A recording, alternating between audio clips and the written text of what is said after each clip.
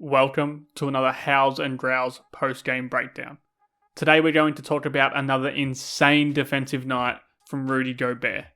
It's crazy to think the Minnesota Timberwolves and the Oklahoma City Thunder is a 1 vs 2 matchup in the West, but that's what we got in this game and it was a sick one to watch. Not everything panned out the way the Wolves would have wanted it to. Anthony Edwards leaving the game with a hip injury and Karl Anthony Towns having a terrible night is at the top of that list. But with the way Gobert is defending right now, Minnesota can still win a huge game even with those setbacks. Gobert was fantastic throughout the whole night, but I want to focus on the second half here. That's when the Wolves really made their comeback and that's when he really started to dominate the game defensively. Right away you're going to see him roaming on defense. When Minnesota can get him here on a non-threat from deep, that's when they really become a lethal defense. From that position, he can impact everything and get to every spot on the floor. As soon as Lou Dort starts to come downhill, he's shuffling here to provide protection. But when Chet Holmgren catches this pass, look at the huge distance Gobert has to cover. It's still a shot Chet would be comfortable taking, but Gobert gets extremely close to not only contesting this shot well, but actually blocking it.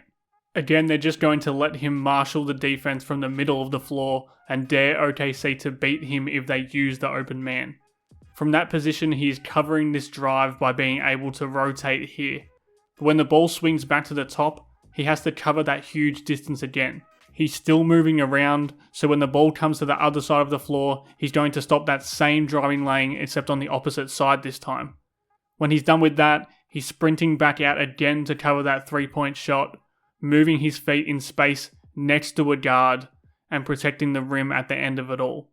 This is Defensive Player of the Year level Rudy Gobert. And here we go again.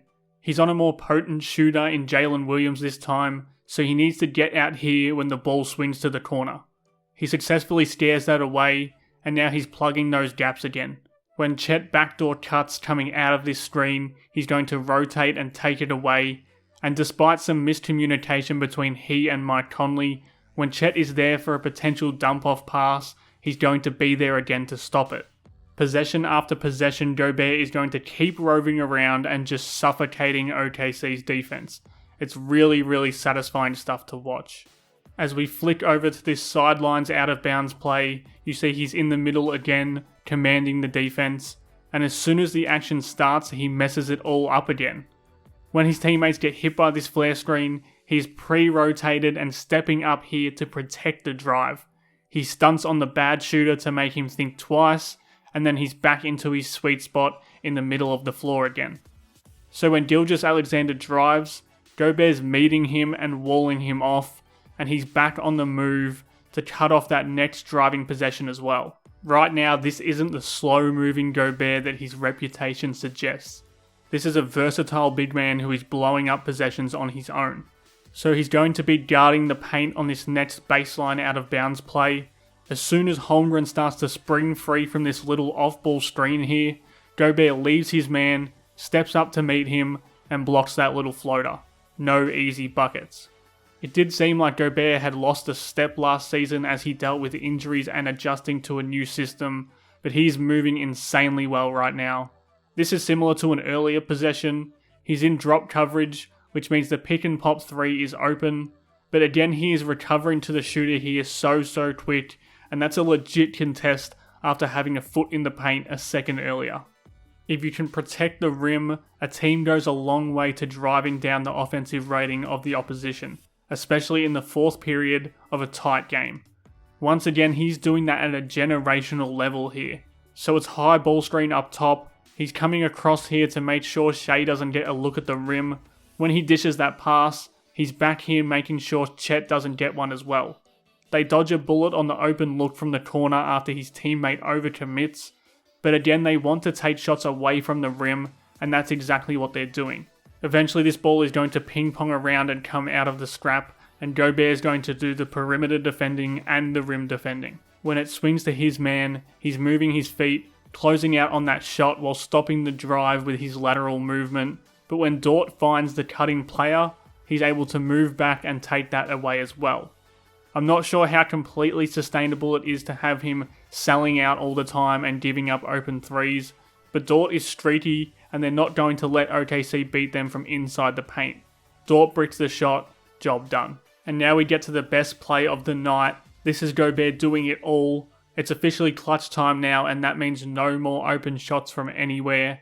So when Shea comes downhill, this rotation is shutting that down right away. Shea makes the right pass, but Gobert's back out to shut down that corner jumper as well. Now he's sliding his feet. That's the difference to what we've seen in the past. You're not breezing past him, and you certainly are not making a skyhook over him. When OKC grab another offensive rebound, Gobert is back protecting the paint, and when it comes back to Holmgren, he's out again and not allowing that shot to go up. Once again, he's moving side to side, cutting off that drive and destroying any thoughts of a field goal attempt.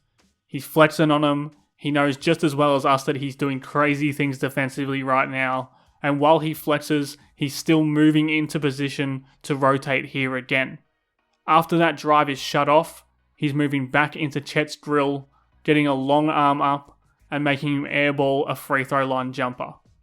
Just let that entire possession sink in for a second. He went from corner shooter to rim protector to backside helper to mid-range contester. All of that in the span of around 10 seconds. That's just not normal. And that abnormal defense is what's fueling the Timberwolves right now. Whether it's against the best teams in the West or the bottom feeders, they're giving us excellent defense and fun games from top to bottom. Unlike last season, Rudy Gobert is a massive, massive part of that. Thanks again for watching Hows and Growls. Please subscribe for more.